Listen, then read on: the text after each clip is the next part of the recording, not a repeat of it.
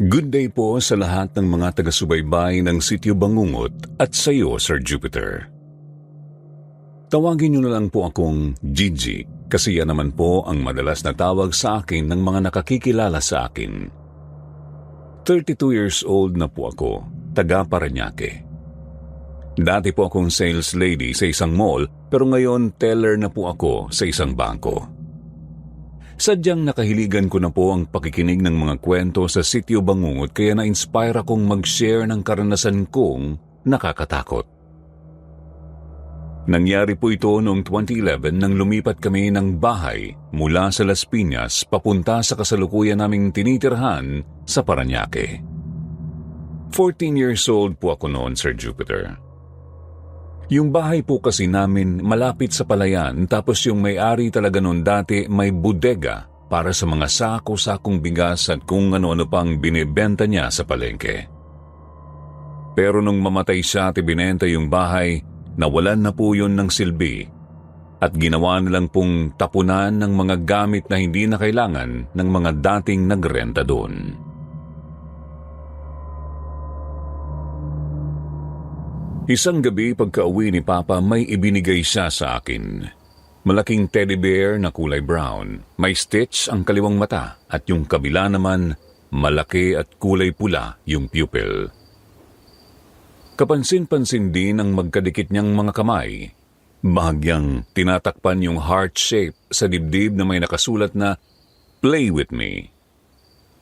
Meron ding stitch yung bibig at nose niya, yung bang parang sinadya yung design para maging tortured yung hitsura ng stuffed toy.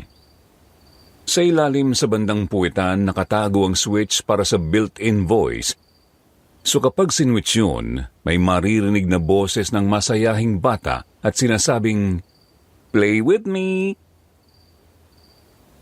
Nung magpakilala ako sa teddy bear na yun, na-recognize niya yung pangalan ko, kaya kung tumutunog siya, ang lumalabas "Play with me, Gigi!" Isa pa sa nagustuhan ko talaga doon ay ang malambot niyang texture na ang sarap-sarap hawak-hawakan at yakap-yakapin. Na-attract ako sa teddy bear na yun kaya nahirapan akong bitawan yun. Gusto na nga sanang ipatapon yun ni Papa pero hindi ako pumayag. Hindi nga ako makapaniwala na galing talaga yun ng warehouse. Magmula noon halos hindi ko na mabitawan yun pag nasa bahay ako. Kasama ko sa pagkain, pagtulog, panonood ng TV, pagtambay o kaya naman paglalaro. Kulang na lang talaga dalhin ko na yon sa eskwelahan. Pero biglang nagbago ang lahat nang magsimula akong makaramdam ng kakaiba sa teddy bear na yon. Isang gabi bandang madaling araw na alimpungatan ako nang marinig ang mahinang bulong ng bata. "Play with me, Gigi." Yung boses niya, hindi pang laruan base sa naalala ko. Pero wala namang ibang nagsasabi ng ganon kundi yung teddy bear ko lang na yakap-yakap ko pa nung time na yun. Hindi ko muna yun pinansin kasi antok na antok ako.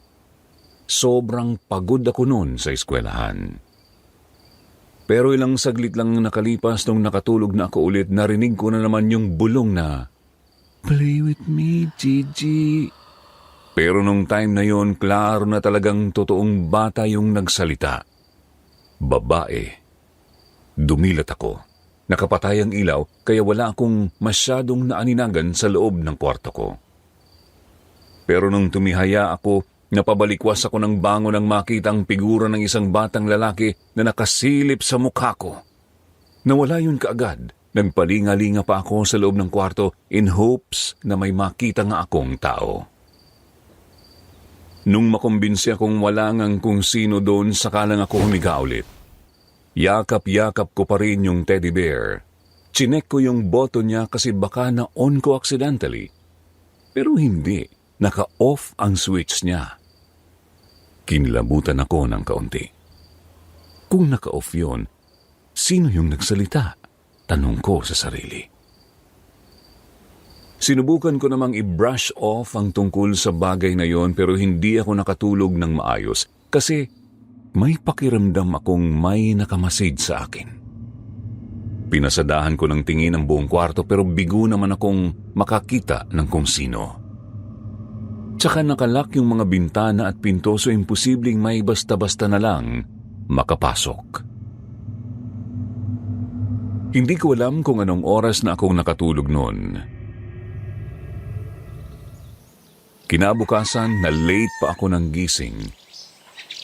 Dala-dala ko yung teddy bear sa kusina. Sinalubong ako ng kasambahay naming si Manang Susi at pagkaupo ko, tinanong ako niya kung bumisita raw ba nung gabi yung 3 years old kong pamangkin na babae. Close ko kasi yun at kung minsan nasa bahay talaga siya. Kaswal akong umiling. Lutang pa talaga ako nung time na yun kasi inaantok pa ako. Sino yung batang babae kagabi sa kwarto mo? Diretsahang tanong ni Manang habang binubuhos ang mainit na tubig sa baso. Dun ako nagising. Napatingin ako sa kanya at takang nagtanong kung anong ibig niyang sabihin. Paliwanag niya na datnan niyang nakaawang ang pinto ko nung lumabas siya bandang 3:00 ng madaling araw. Unusual naman daw yun kasi nga laging nakalak ang pinto ko. Nung papasok na sana siya para i-check ako kung gising na ba ako, may nakita siyang batang babae. Nakatalikod sa kanya at nakatayo sa gilid ng higaan ko.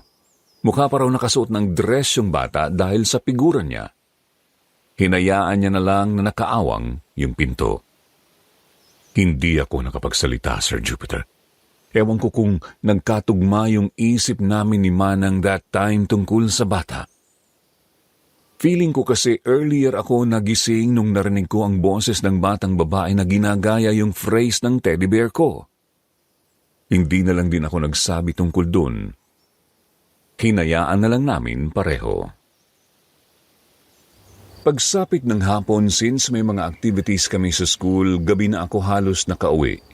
Bandang 6:30 ng hapon. Pagdating ko sa labas ng bahay, nadatnan ko yung bodega. Kita ko sa glass window na maliwanag sa loob at may napansin akong kakaiba. Kita ko yung isang anino na pabalik-balik ang direksyon. Parang wala sa sarili at hindi alam ang gagawin. Unti-unting luminaw ang refleksyon niya hanggang sa tumigil ito sa bintana. Inilapat niya ang 2 kamay sa glass at dahan-dahan niyang inilapit ang mukha doon. Napaatras ako, kinabahan. Malaki siyang tao pero slender yung shape ng katawan. Ang ginawa ko, umiwas ako ng tingin at nagdire-diretso sa loob. Naging palaisipan yun sa akin hanggang sa natapos na lang kaming kumain. Pumunta ako sa taas, kinuha ko yung teddy bear at yakap yun na natulog ako. Hindi ko alam kung anong oras na ba yun nang maalimpungatan ako sa tunog ng bisagra. Dahan-dahan yung pagbukas ng pinto. Kasunod nun ang maingat na mga yabag na lumapit sa kinahihigaan ko. Pinakiramdaman ko lang yun. Yung bang pilit na lang akong nagpanggap kasi takot na. Yun ang ginawa ko, Sir Jupiter. Nang subukan ko namang yakapin pa ng mahigpit ang teddy bear, nagtataka ako. Wala akong maramdaman na kung anong malambot sa dibdib ko. Kinapakapa ko naman, confirmed, wala nga. Nanlaki ang mga mata ko nang maramdaman ng napakalamig na parabang daliri na gumapang sa balikat ko.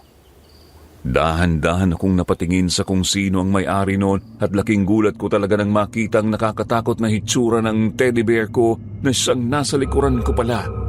Buhay na buhay ang mga mata niya. May dugong umaagos sa matang nakatahi at malademonyo ang ngiti niya. Hinugot ko ang una na nasa uluhan ko at malakas yung itinapon sa mukha ng teddy bear kaya siya napatilapon. Ako naman parang kabayong napakaripas ng takbo palabas ng kwarto. Pasigaw kong tinawag sila mami habang umiiyak. Nanginginig ang buong katawan ko at hindi mapakali. Nangingilid ang mga luha at namumutla. Napalabas ng kanilang kwarto ang mga tinawag ko. Nilapitan ako ni Manang at tinanong kung anong meron. Pautal-utal at halos malagutan na ng hiningang itinuro ko ang kwarto ko. Nataranta silang tatlo nang makuha nilang ibig kong sabihin. Unang pumasok si Papa, sumunod naman si Mami. Naiwan ako kay Manang Susi na panayang pakalma sa akin. Hindi ako natigil sa pag-iyak. Paglabas nila Mami, hawak-hawak ni Papa ang teddy bear sa leeg noon. Napasinghap ako, halos ayokong tumingin dahil sa takot. Galit ang mukha ni Papa. Nakita niya raw yun na nakakalat lang sa baba ng higaan ko. Gusto kong magpaliwanag kaso hindi naman na ako makapagsalita. Hagulgul lang talaga ang nagawa ko. Niyakap naman ako ng mahigpit ni Manang at hindi pinilit na magsalita. Sinamahan niya ako sa loob ng kwarto ko kahit ayoko sanang matulog doon. Ibinigay ni Papa ang teddy bear kay Manang at siya na mismo ang naglagay noon sa ibabaw ng mesa ko. Binantayan niya naman akong matulog magdamag. Pero kahit may bantay na ako, pakiramdam ko may ibang tao pa rin sa loob ng kwarto ko. Nakatingin sa akin at ramdam kong may gagawing masama sa akin. Kaya nag-request ako kay Manang na doon na lang muna ako sa kwarto niya matutulog. Sa sumunod na araw, bumalik ako sa kwarto. Nakita kong nandun pa rin sa ibabaw ng mesa ang teddy bear. Walang naiba sa posisyon niya. Sa isip ko baka masamang panaginip lang yung nangyari nung gabi at inakala kong totoo na. Pero of all naman, sanang masamang panaginip, bakit tungkol pa sa teddy bear na bigay ni Papa? Anong meron kung ganun? Nung tinawag na ako ni Mami pababa para kumain, wala pa rin ako sa sarili. Bukod sa hindi ako nakatulog ng maayos, nandun pa rin yung panginginig ng katawan ko dahil sa takot. Pinilit kong kalimutan ang tungkol sa bagay na yon at dinistract ang sarili sa kung ano-anong bagay. Sa school, halos hindi ako makapag-focus sa lessons dahil sa kung ano-anong pumapasok sa isip ko.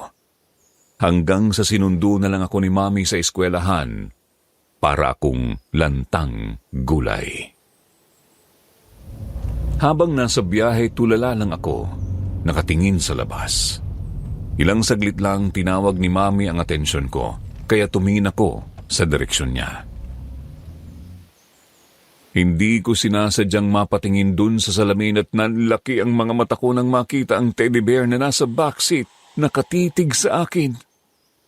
Sa pagkataranta ko, imbis na ang braso ni Mami ang hawakan ko, na diretso sa manibela ang kamay ko kaya lumiko ang sasakyan.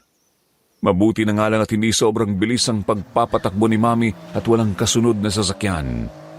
Sumalpok nga lang kami sa malaking puno. Wala kaming natamong gasgas ni Mami pero yung unahan ng sasakyan, wasak. Pareho kaming nagulat ni Mami sa nangyari.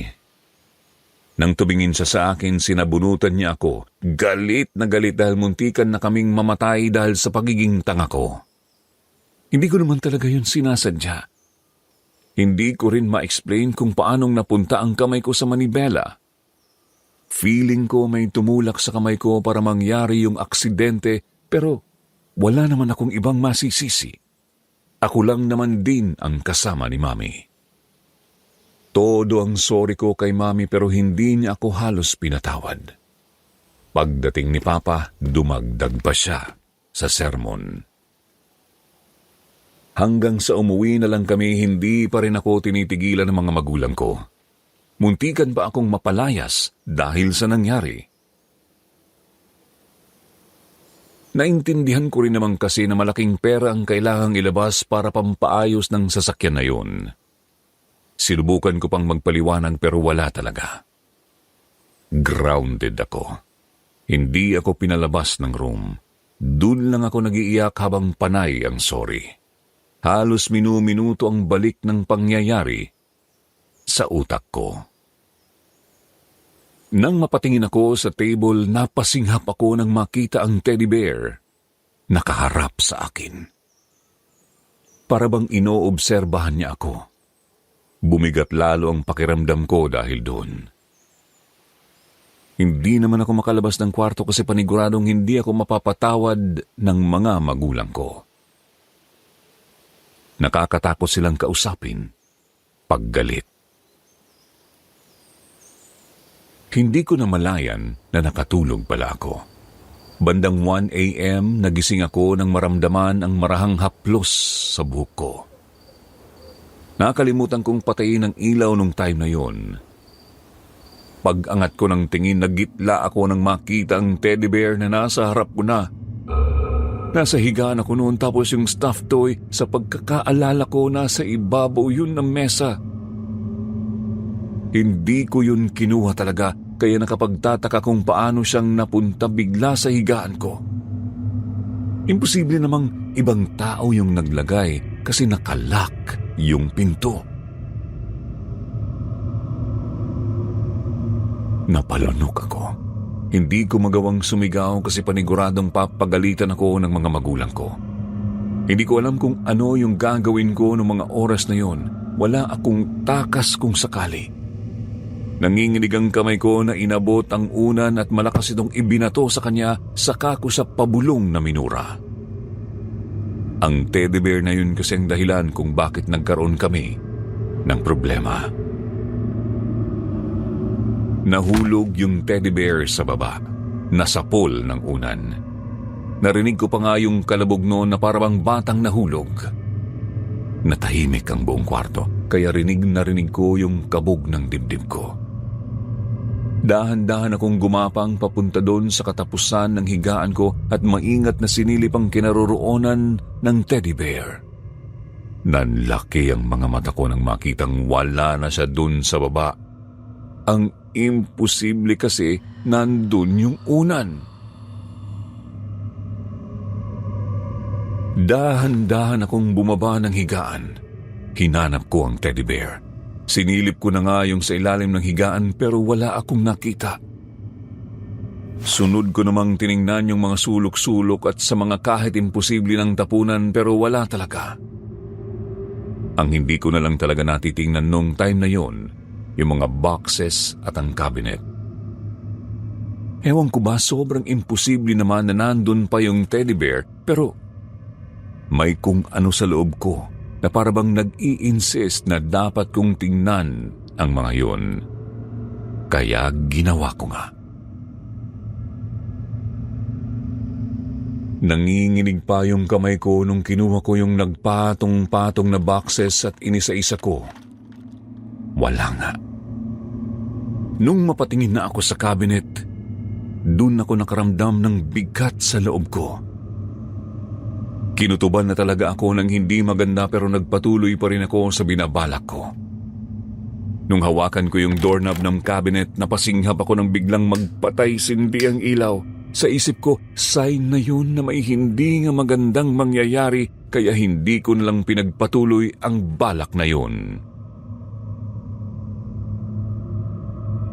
Bumalik ako sa higaan at nagtalukbong ng kumot. Ramdam na ramdam ko pa rin yung kabog ng dibdib ko. Nanginginig na rin ako habang napapabulong na wala sanang mangyaring masama sa akin. Napaigtad ako nang maramdaman ang paglubog ng isang bahagi ng kama. Doon, mas lalo akong nilamon ng takot, Sir Jupiter. Halos maihina ako at hindi ko na rin magawang makagalaw o makapag-isip man lang ng maayos kung ano ang gagawin ko. Gigi? Natigilan ako nang marinig ang boses ni Manang. Kahit papano nakaramdam ako ng ginhawa sa loob-loob ko. Tinanggal ko yung kumot sa pag-aakalang siya nga yung makikita ko. Pero laking gulat ko nang makita ang teddy bear na nakatayo sa harap ko. Magkahiwalay yung dalawang kamay niya at nakakatakot ang itsura. Kahit hindi sana ako sisigaw nung time na yon kasi nga may galit pa sa akin yung mga magulang ko, hindi ko na kontrol ang sarili ko. Pinilit ko na rin ang sariling makaalis doon sa kwarto. Sinalubong ako ni Manang. Nag-iiyak akong itinuro yung kwarto ko habang humahagulgol na pinapaliwanag yung tungkol sa teddy bear. Kaso, nung tingnan niya, wala siyang nakitang kakaiba sa loob. Yung teddy bear, plastar na nakahiga sa higaan ko na animoy dinala ko lang yun doon. Tapos, halos hindi ako magkamayaw. Nag-hysterical na talaga ako na itapon ang laruang yun kasi feeling ko may something doon. Mabuti na lang talaga at nakinig sa akin si Manang. Siya ang kumuha mismo nun pagkatapos bumaba siya. Nag-alala ako kasi ilang minuto rin yung tinagal niya sa baba. Pagbalik niya sa taas, tinanong ko siya kung saan niya inilagay yung teddy bear. Sa labas daw, itinapon niya sa basurahan. Kahit papano guminhawa ang loob ko noon, Sir Jupiter. Pagbalik ko sa kwarto, nakatulog na ako ng mahimbing. Simula talaga nung araw na itinapon ang teddy bear, naging maaliwalas na ulit ang buhay ko. Na-fix na rin ang problema namin tungkol sa sasakyan, kaya bumalik na yung loob ng mga magulang ko sa akin. Naging normal na rin yung days ko sa school. Magpapasalamat na sana ako kasi nga parang umokay naman na ang lahat. Lingid sa kaalaman kong meron pa palang mas malaki-laking problemang nag-aabang sa amin nung mga panahong yon. Isang araw ng Sabado, kami lang ni Manang sa bahay kasi may pinuntahan sila Mami at Papa. Abalang-abala ako nung araw na yon sa taskings ko sa school. Si Manang naman ay pinagkakaabalahan ang paglilinis ng bahay. Habang tahimik kong ginagawa ang mga taskings ko sa loob ng kwarto ko, may narinig akong mahinang katok sa pinto. Sinabi kong pumasok na lang. Hindi kasi makaalis sa mesa gawa nung nagmamadali akong matapos yung isang output. Hindi gumalaw ang pinto. Hinayaan ko lang muna kasi akala ko si Manang lang. Pumapasok naman na lang siya kung meron siyang kailangan. 15 minutes ang nakalipas, naramdaman kong may lumapit sa likod ko at hinimas-himas ang buhok ko. Hinawi ko naman kasi akala ko kung ano lang. Pero ilang saglit ang nakalipas, nandun na naman. Nakailang ulit ko na talagang hinawi yun pero bumabalik. Nung nainis na ako, hinarap ko na talaga pero natigilan ako nang makitang wala naman palang ibang tao doon. Pero nakita kong nakabukas na ang isang pinto ng cabinet na parabang may kung anong tumakbo papunta sa gawing yun. Sa totoo lang, nakaramdam ako ng hindi maganda sa loob pero wala akong ginawa. Nabalot na ako ng takot pero imbes na patulan yung nararamdaman ko, ibinalik ko ang atensyon sa projects ko. Pero hindi pang nagtatagal yung kakaibang nararamdaman ko, narinig ko na namang may kumatok sa pinto. Pero naibsan yung bigat na naramdaman ko sa loob ng marinig ang boses ni Manang sa labas. Pinapasok ko siya. Binigyan lang ako ng snack ni Manang tapos lumabas na siya ulit. Nagpatuloy ako sa ginagawa ko. Pero ilang saglit na naman, meron na namang kumatok. Hindi na mula dun sa pinto ng kwarto kundi dun mismo sa cabinet. Dahan-dahan akong tumingin sa gawing yun. Walang kung ano akong nakita. Pagbalik ko ulit ng atensyon ko sa mesa, nakita ko sa peripheral vision ko na may dumaan na matangkad. Hindi ko na ma-determine kung lalaki ba yun o babae, pero nasisiguro ko talagang tao yun kasi klaro yung way ng paglalakad niya. Nang tiningnan ko nga yun ng buo, nagsalubong ang kilay ko nang makitang nakabukas na ang dalawang pinto ng cabinet at may nakita rin akong mga kamay na nakahawak dun sa pinto. Kinilabutan ako. Namumutla yung mga daliri at maitim pa yung mga kukong mahaba. Dahan-dahan akong tumayo para sana tingnan kung ano ang meron sa likod ng cabinet. Pero nahunahan ako ni Manang. Pumasok siya sa loob. Pagtingin ko ulit dun sa mga daliri, wala na. Inutusan niya akong bumaba for no reason. Yun pala, napansin niya rin yung nakita ko sa cabinet at para na rin maligtas ako sa kung anumang nilalang na yon, tinawag niya ako para pababain. Naging palaisipan na sa akin yon, Sir Jupiter. Feeling ko talaga may something dun sa bahay na hindi matahimik. Tapos ang ginawang instrument, yung teddy bear. Pero kung sakali man, bakit kaya ako ang punteriya? Wala naman akong naririnig na kung ano-ano kila mami at papa, kaya feeling ko ako yung kailangan nila. Nung mga siguro 8 p.m. na, nasa kwarto na ako ulit. Ready na sana akong sumabak sa mga gawain, pero pagbukas ko ng kwarto, tumambad sa akin ang teddy bear. Nakaupo sa sahig sa may bukana ng pinto. Napakaripas ako ng takbo pababa at nag-request kay Manang na umalis na kami. Walang pali-paliwanag, basta ko na lang siyang hinila palabas ng bahay.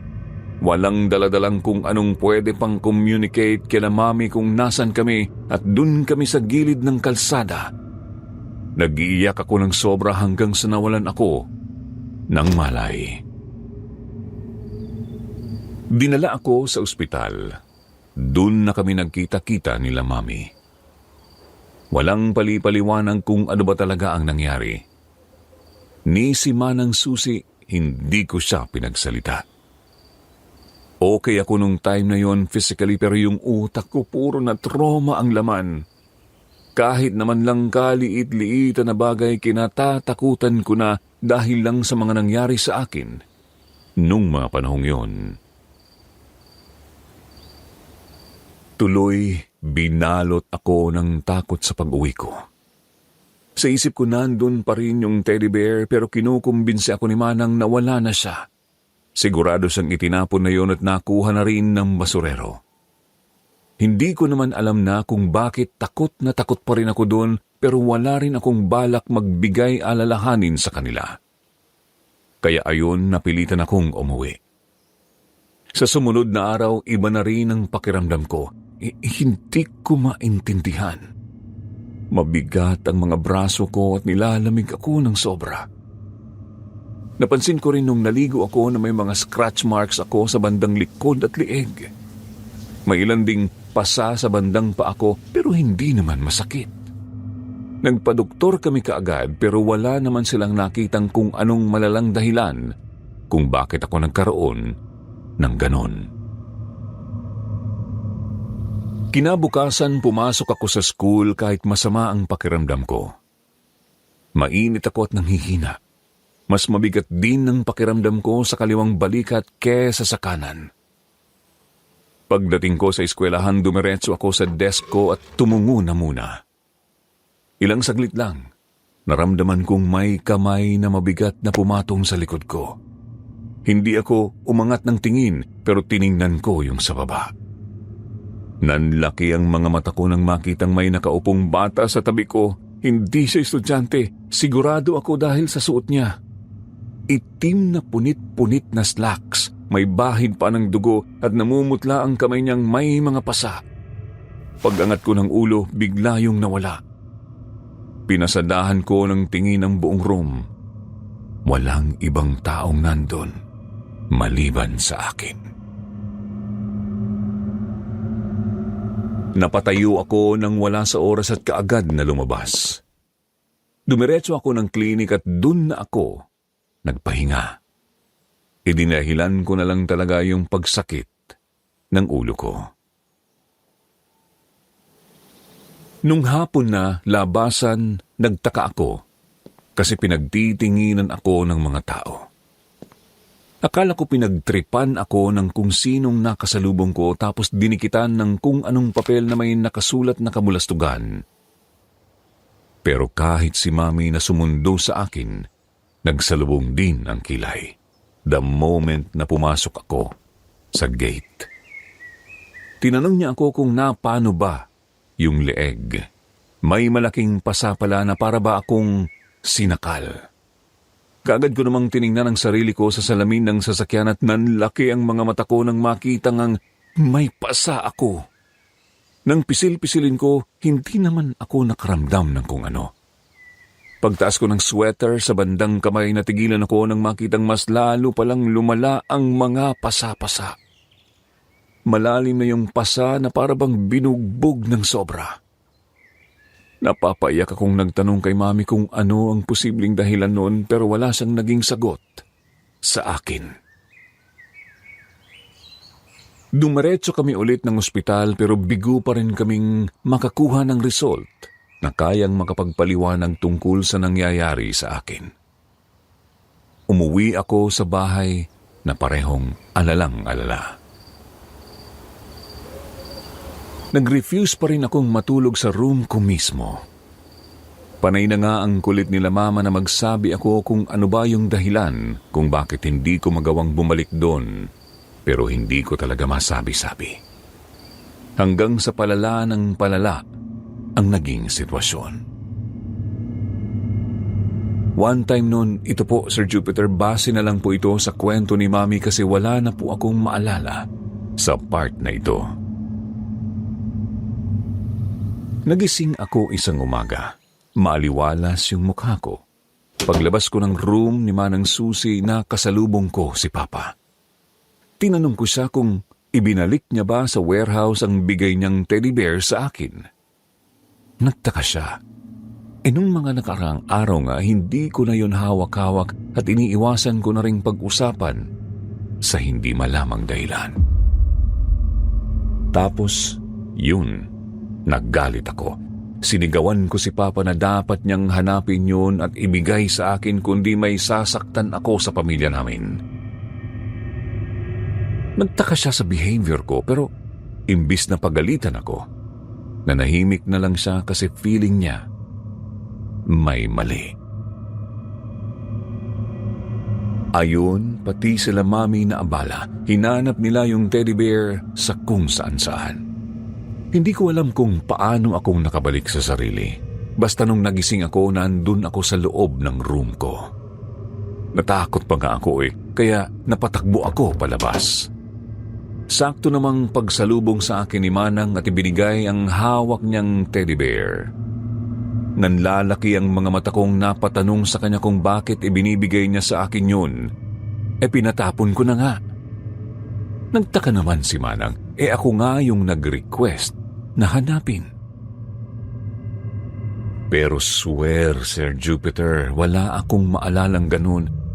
Muntik pa nga akong pagalitan pero mas inintindi na lang nila ang sitwasyon.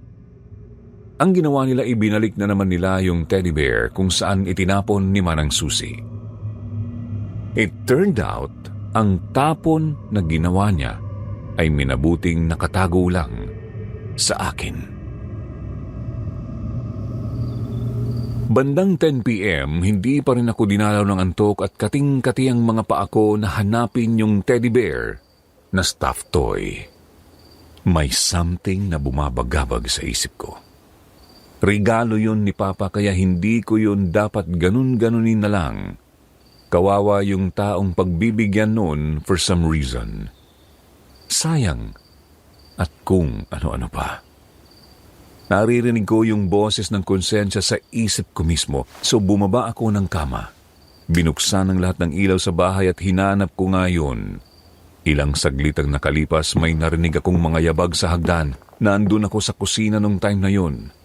Hindi nakikita yung hagdan kasi may malaking pader na nakaharang. So, lumabas ako at tiningnan ko yung diretso. Natigilan ako nang may makitang taong naglalakad pataas, nakasuot ng itim na slacks. Maliit, kaya alam kong bata. Naaalala ko yung room sa dati. Kumambog ang dibdib ko at nanigas na lang ako bigla. Nabitawan ko pa ang hawak kong baso na tumama mismo sa paa ko. Napasigaw ako sa sakit. Mabuti na lang talaga nandun pala sa labas nung time na yun si Manang Susi. Nagulat siya bigla nang makita kong hawak-hawak ang isa kong paa at ang nakakalat na mga bubog sa sahig. Nabitawan niya ang dalang walis at kaagad na lumapit sa akin. Mabuti na lang at hindi naman ako nagtamo ng malalim na sugat. Nang umupo kami sa sala, tinanong niya ako kung ano ba talaga ang nangyari. Bakit yun nangyari sa akin? Wala naman sana akong balak magtapat sa kanya tungkol sa nakita ko, kaso nawalan na rin ako ng takas. Kaya ayon, nasumbong ko sa kanya na merong hindi magandang nangyayari sa akin. Isinalaysay ko sa kanya yung tungkol sa pagpaparamdam sa akin, yung bangungot at tungkol sa batang lalaking nakikita ko paminsan-minsan. Nagalit si Manang sa akin dahil sa paglilihim ko. Tinanong niya ako kung posible bang may kinalaman yun sa teddy bear. Tumango ako. Dito, mas lalong nagalit si Manang sa akin. Inilagay ko raw ang sarili ko sa hukay. Sinamahan ako ni Manang na magdasal sa loob ng kwarto niya. Nanghingi siya ng guidance mula sa Diyos para lang mawala yung mga nararamdaman ko sa paligid. Hindi nga lang ako makapag-focus kasi panay ang bulong ng konsensya ko tungkol sa teddy bear. May nararamdaman akong kakaiba talaga, para bang nag-aaway ang sarili ko at utak ko. Hindi ko alam kung sino sa dalawa ang tama at talagang na-pressure ako. Hindi ko na malayan na napasigaw ako, napahiyaman, umiyak na lang ako kay Manang. Kinabukasan, hindi ako pumasok sa school dahil nagmukha na akong raccoon na payat. Nung umalis sila Mami at Papa, may pinuntahan kami ni Manang Susi na kaibigan niya. Albularyo daw yun. Pinahulaan niya kung ano ba yung nangyayari sa akin at kung paano yun masosolve. Ayon sa albularyo, malaki ang chance na ligawin ang kaluluwa ko sa bahay. Kahit mahina yung nilalang na gustong tumalo sa akin, matalino yon at alam ang ginagawa. Kailangan kong magpakatatag at intindihin ang sitwasyon. Nagsimula lang yun dahil sa teddy bear mismo. Cursed yun, hindi lang basta laruan. Kaya yun inilagay sa bodega ay para magsilbing protektor sa kung ano ang iniwan ng dating may-ari. May sakripisyong naganap.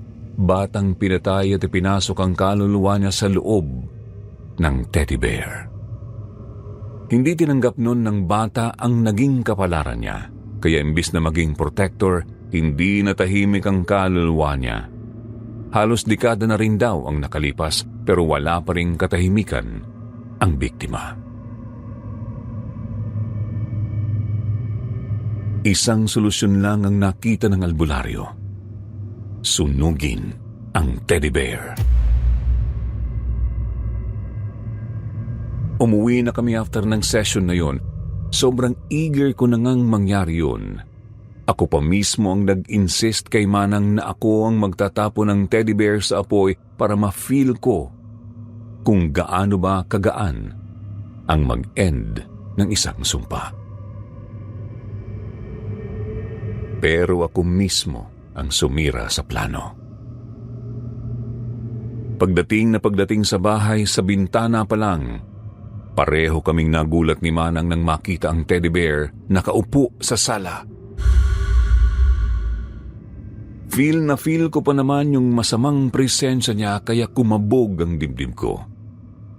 Pati si Manang hindi alam ang gagawin. Nung time na bubuksan ko na sana ang pinto, pinigilan niya ako. Isinenyas niya sa akin na delikado ang gagawin ko. Kaso nang gigigil na ako nung time na yon, Sir Jupiter. Gustong-gusto ko na talagang mag-end ang suffering ko dahil sa laruan na yon. May part sa akin na gusto kong sisihin si Papa kasi siya naman ang nagdala nun, pero kung iisipin ng mabuti, hindi rin naman niya yun ginusto. Malay niya bang meron palang nakapaloob na sumpa iyon at naaalala niya lang talaga ako kaya niya ibinigay ang teddy bear sa akin. Nang tignan namin pareho ni Manang ang loob, napansin kong wala na ang teddy bear. Maingat kaming pumasok sa loob. Pumunta ako ng taas at buong tapang ko siyang hinanap sa kwarto. Naghahalo na yung takot at galit ko sa loob. Panay ang tawag ko sa teddy bear. May times pa ngang natatawa ako for no reason.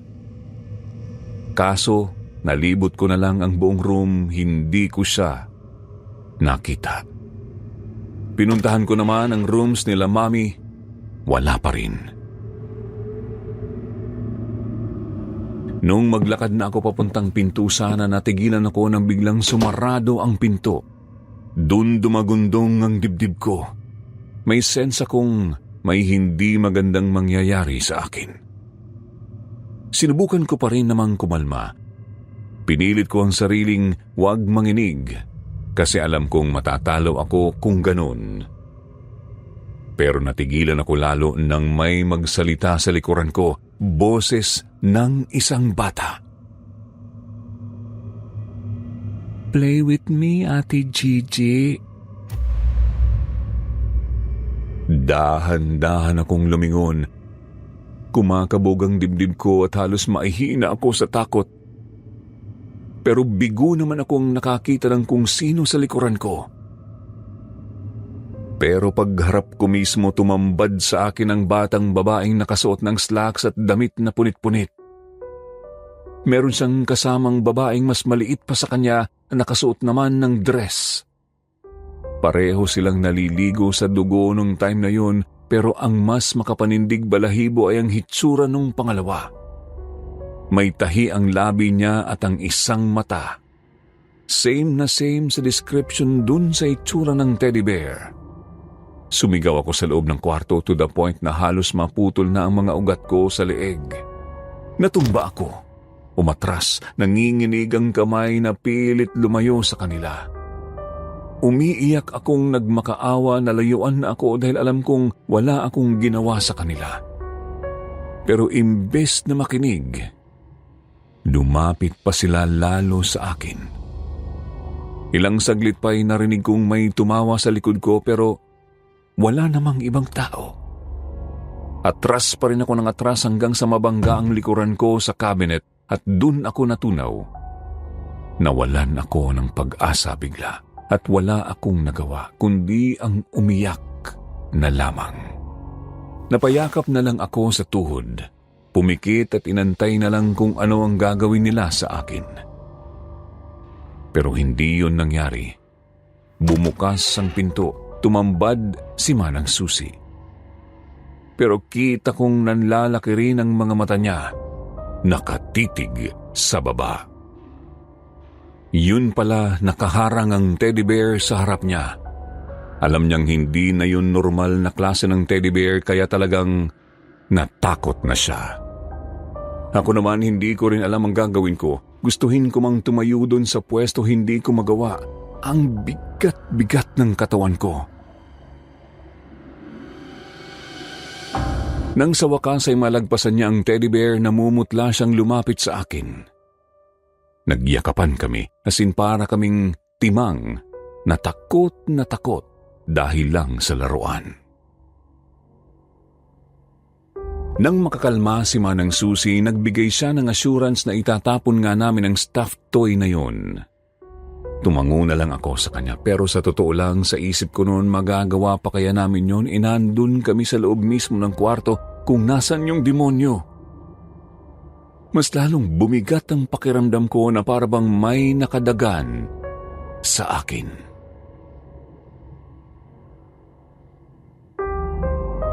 Ilang saglit lang nagulat na lang kami pareho nang bigla na lang akong tumaas sa ere, yung bang feeling na bigla ka na lang hinila palayo. Walang tao pero ramdam kong may mga nakahawak sa mga paa ko. Mabuti na lang talaga't naging alerto si Manang. Nahawakan niya pa ang kamay ko at pilit na inaagaw dun sa kung sinong humihila sa akin. Pareho kaming nag-iiyakan at nagsisigawan at wala kaming ibang mahingan ng tulong dun kundi mga sarili lang namin.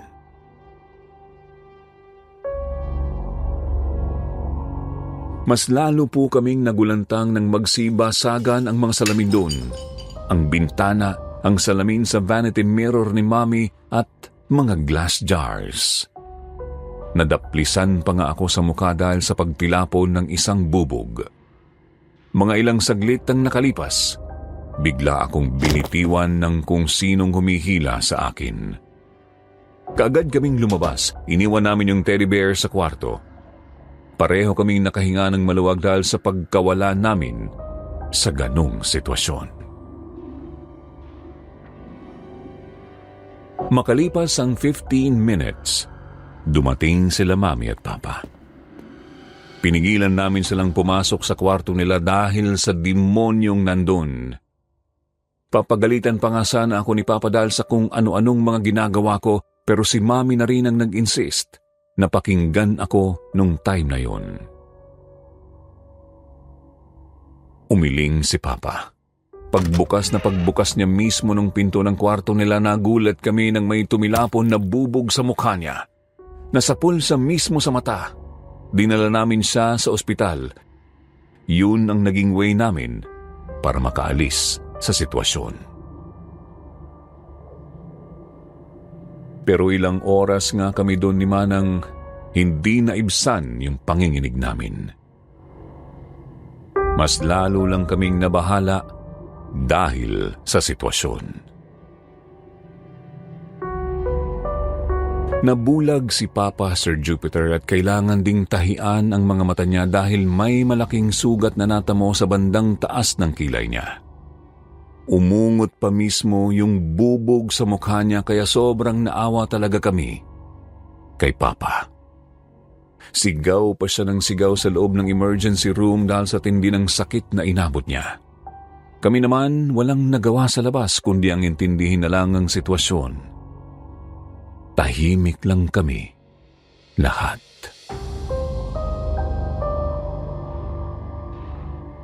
Ilang araw na muna kaming nagstay sa ospital. Walang umuwi kasi feeling namin mas lalong lalala ang sitwasyon. Nung time na yun din, naghahanap na si Mami ng bagong malilipatan namin. Kaso, may nasense ako sa kanya. Hindi niya gustong umalis sa kinaroroonan namin. Bakit ko nga ba yun nasabi?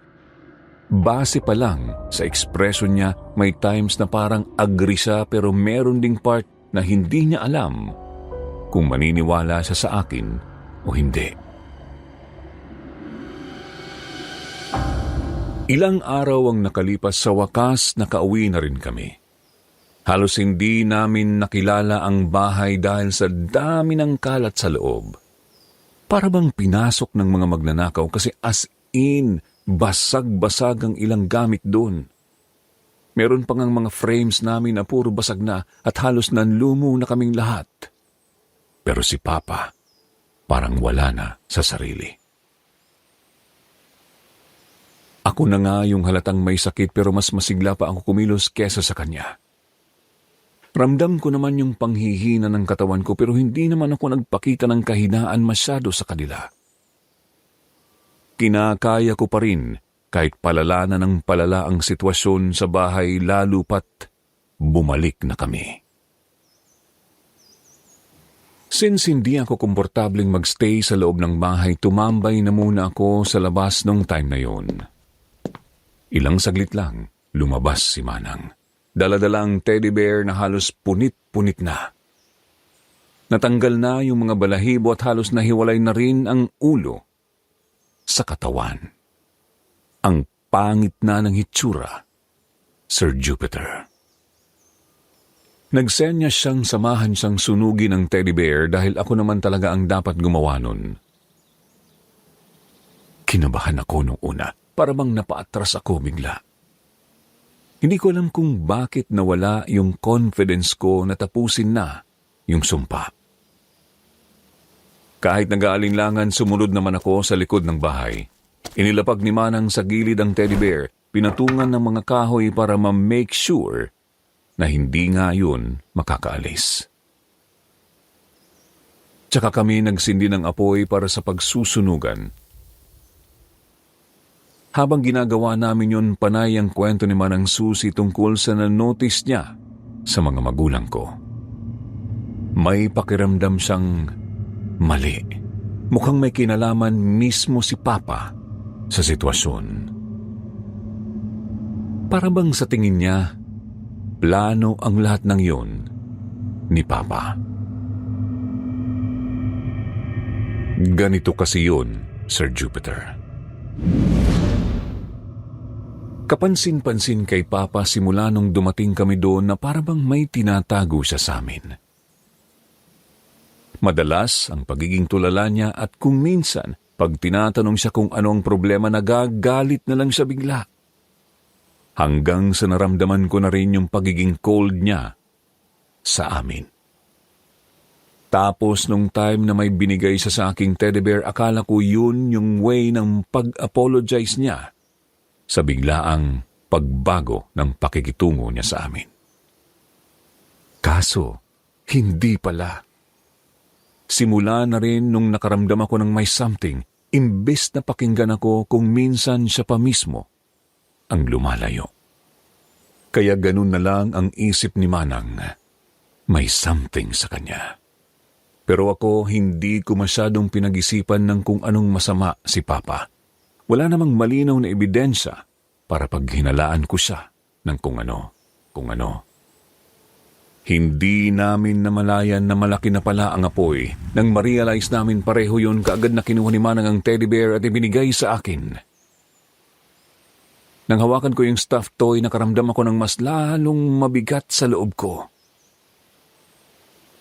Nahulog nga rin yun kasi may kabigatan na rin. Hindi ko alam kung dahil ba talaga sa nabawasan ako ng timbang o sadyang mabigat lang yun dahil may something na. Malakas ang kabog ng dibdib ko nung time na yon. Hindi ko magawang i-relax ang sarili ko, pero pinilit ko pa rin ang sarili na magawa nga ang dapat gawin. Masunog yung teddy bear. Saktong pagtapon ko sa laruan sa apoy, bigla akong tinulak, kaya natumba ako at nasubsob ang mukha ko sa kahoy na nasusunog. Sumakto pa mismo sa mga mata ko. Mabuti na nga lang talaga't nagawa pa akong i-rescue ni Manang, pero grabe ang tindi ng sakit ng mga mata ko noon at ramdam na ramdam ko yung hapdi. Feeling ko nga nung time na yon nasunog yung pilik mata ko.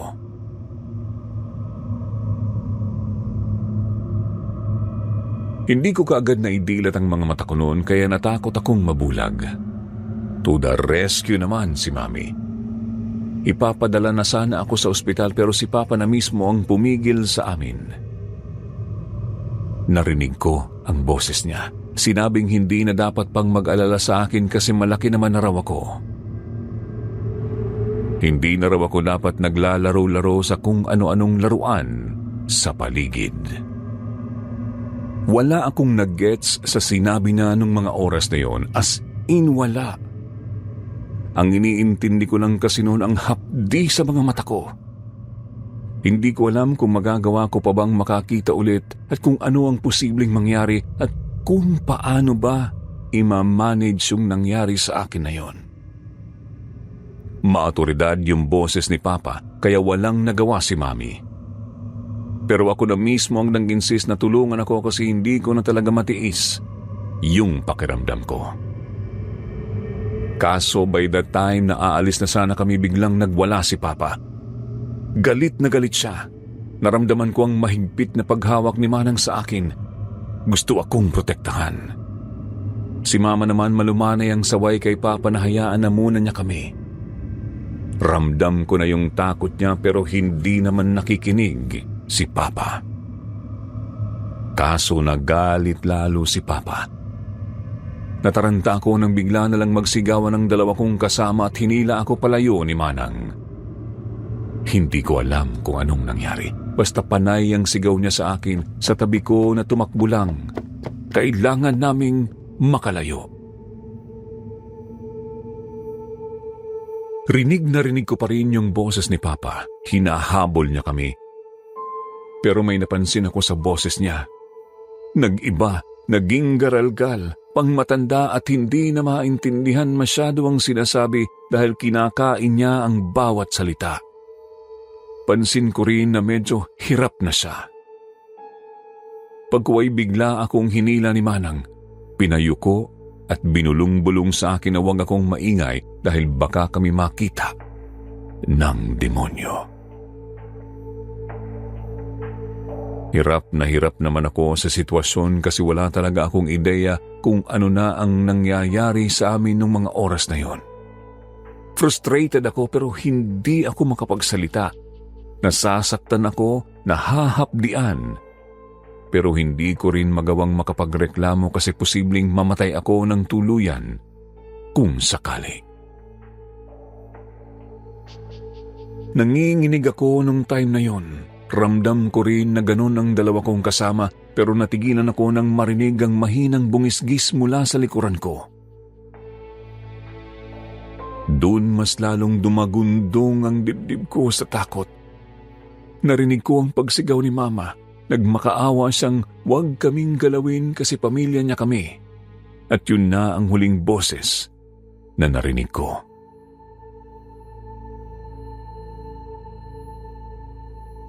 Nawala rin bigla si Manang. Yung hawak niya sa akin unti-unting lumuwag hanggang sa may narinig na akong bumulagta. Mas lalo akong natakot, Sir Jupiter. Wala na nga akong takas. Yun na nga ang kamatayan ko, hindi na ako makakatakas. Tumigil ako sa paghinga nang maramdaman ng napakalamig na kamay na marahang humaplos sa mga braso ko. Napapabulong akong nagmakaawa na pakawalan ako dahil wala naman akong ginawang masama. Walang may sumagot. Tinawag ko si Papa pero wala ring response. Hindi ko sigurado na siya nga yung kasama ko nung time na yon. Wala namang kasing ibang nakasunod sa amin. Siya lang.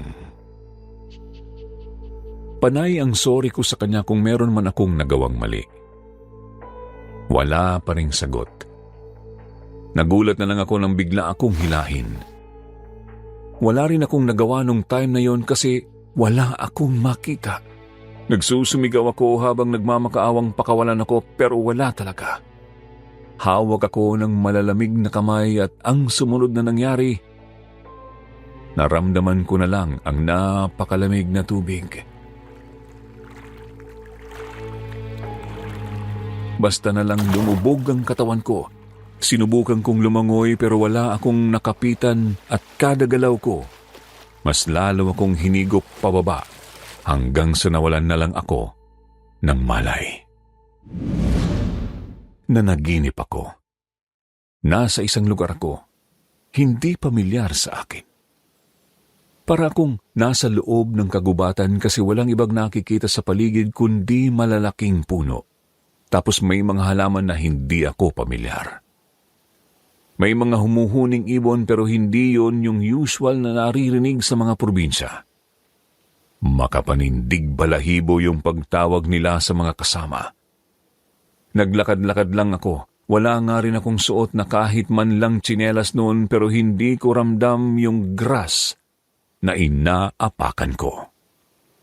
Naglibot-libot ako in hopes na may makita akong pamilyar na lugar at makahingi ng tulong. Kaso habang palayo ako ng palayo dun sa pwesto, feeling ko mas lalo akong napupunta sa darker na side ng gubat. Mas lalo ring makapanindig balahibo ang mga nakikita ko. Sinubukan ko ring bumalik pero mas lalo lang akong naligaw. Hanggang sa may nakita akong bahay. Tumigil ako sa di kalayuan. Pamilyar na pamilyar yung bahay sa akin pero hindi ko ma-determine kung saan yun. Dahan-dahan akong naglakad papalapit doon. Pagdating ko sa bintana may narinig akong naghaham. Bata. Maingat akong sumilip. Napansin kong may lalaking nakaupo malapit sa pwesto ko pero nakatalikod siya. Tsaka mukhang hindi na rin ako napapansin. Matanda na rin kasi at kitang-kita naman sana ako sa reflection pero wala naman siyang naging reaksyon. Sa harap nung matanda may batang babaeng naglalaro sa sahig. Nagkalat pa nga yung laruan niya na puzzles at mga dolls. Natigilan ako nang may makitang pamilyar na teddy bear na nakasandal sa gilid ng cabinet. Nakaharap dun sa bata. Ang teddy bear na yun ay ang teddy bear na binigay sa akin ni Papa. Napasinghap ako nang biglang mahulog ang kamay ng matanda pero wala pa rin siyang kibo. Nakastay put pa rin yung ulo niya sa direksyon ng bata pero nagtaka ako nang makita ang dalawang langaw na lumipad sa mukha niya pero wala naman lang siyang ginawa. Kinutuban akong may mali talaga sa part na yon. Napansin kong meron naman palang bintana dun sa kabila kung saan pwede kong masilip yung mga mukha ng matatanda. Dahan-dahan naman akong punta sa part na yun. Nang makapwesto, tiningnan ko nga ang matanda. Nanlaki ang mga mata ko nang makitang bungo na pala ang harapan nito. Nang tingnan ko naman ang batang nasa harapan, nagulat ako nang mapansing wala na siya doon. Nagpalinga-linga naman ako pero wala talaga akong nakitang batang babae sa loob. May humila sa laylayan ng shirt ko at ang tumambad sa akin ay ang mukha ng isang inosenteng bata. Nakangiti pa. Yung suot niya same sa nakita kong suot ng batang nasa loob. Naglalaro. Tinanong ko siya kung siya ba yung kaninang nasa loob. Umiling siya at tapos hinawakan niya ang kamay ko at nagsimulang maglakad. Pumasok kami sa loob ng bahay na yun at inisa-isa niya ang mga laruan. Pinakilala niya sa akin. Nangakma niya ng pupulutin ng teddy bear na same dun sa ibinigay ni Papa sa akin. Nagulantang ako nang makarinig ng sunod-sunod na putok ng baril at tumama ang mga yon sa batang kausap ko. Kita ko yung pagtama ng bala sa ulo, dibdib at paa niya. Bumulagta siya kaagad sa sahig, nakadilat pero nakahawak pa rin ang dalawang kamay sa teddy bear. Tatakbo na sana ako para iligtas ang sarili nang biglang marinig ang teddy bear na nagsalita.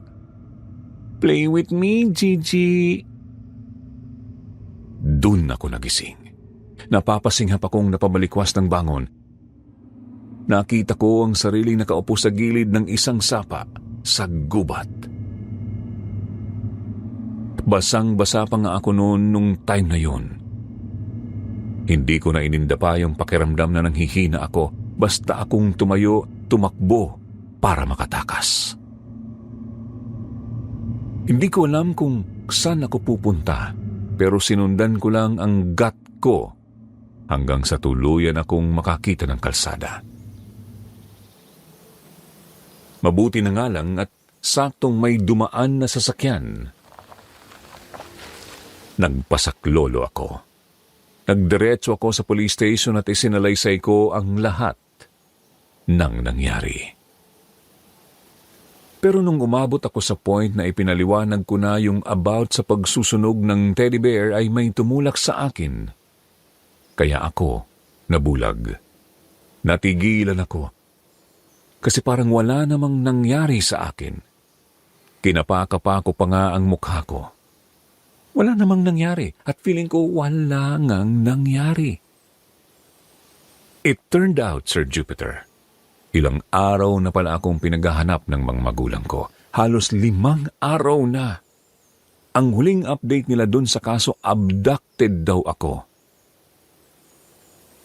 Kaso, wala naman akong maalala tungkol sa report na yon. Ang naalala ko lang, yun talagang isinalaysay ko sa kanila. Natulala ako, nalito. Hindi ko alam kung panaginip lang ba ang lahat. Nangyari ba talaga o sadyang pinaglalaroan ako ng mga pulis kasi meron talagang tinatago si Papa? Alam ko naman kasing kaya niyang bayaran ng mga otoridad para lang pagbali-balittarin ang kwento. Kaso wala naman akong naging ebidensya doon. After 3 hours of waiting, dumating din sila Mami at Papa, kasama si Manang Susi. Halos hindi ko nga sila na-recognize, Sir Jupiter. Silang tatlo kasi may tahi ang mga mata sa kanan at may mga sugat-sugat din si Manang Susi. Nang tinanong ko sila kung ano ba ang nangyari sa kanila, wala silang naging sagot. Ang sabi lang ni Mami, importante, magkasama na kami. Kaso hindi naman ako satisfied sa ganong response, kaya pinilit ko si Papa na magsalita. Ang tanging sinabi niya lang, kahit kasalanan ko raw siya pa rin ang unang dahilan kung bakit nangyari ang lahat ng iyon. Gulong-gulo ako sa mga naging sagot nila sa akin pero hindi ako pinapilit ng mga pulis. Kailangan ko raw muna ng ilang araw para makarecover ang katawan ko sa posibleng trauma na natamo during abduction.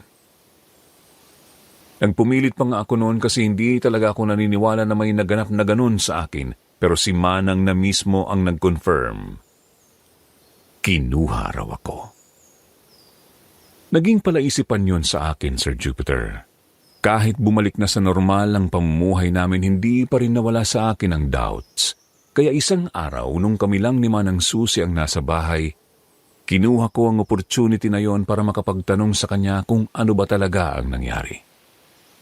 Doon ko napag-alaman na ako lang pala ang nanakit mismo sa pamilya ko. Sinapian ako at sinaktan ko silang lahat. Nawala yung ilang memories ko at napalitan ng kung ano-anong mga memories during nung time na nawala ako. Para bang naging hallucination ko ang ibang masasayang araw at nakakatakot, pero lahat ng yun, part ng pang-manipulate ng demonyo sa akin. Nawala ako ng ilang araw matapos ko silang iwan sa bahay na puro duguan at halos mamatay na. Hindi ako nagpakita after nun. Yung teddy bear, sabi ni Manang, nawala.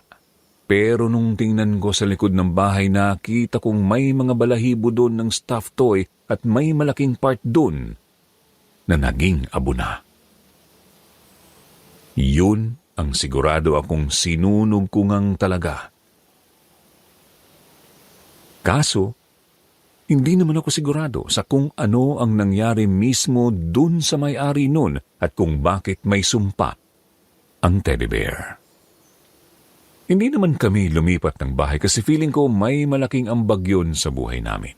Despite sa dami ng nangyari, nagawa pa rin naming lumaban.